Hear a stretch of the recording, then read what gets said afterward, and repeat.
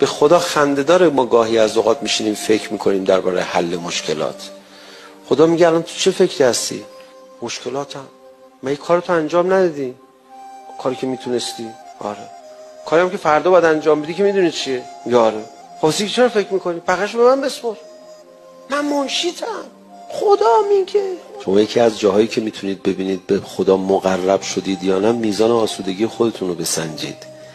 اگر دیدید که این آسودگی کم شده، به هم ریخته هستی، بدون که الان از خدا دور. یا آدم نزدیک به خدا اینجوری نمیشه. ان صاحب الدین فکر فعلته السکینه. صاحب دین، آدم دیندار فکر میکنه بعد به آرامش میرسه.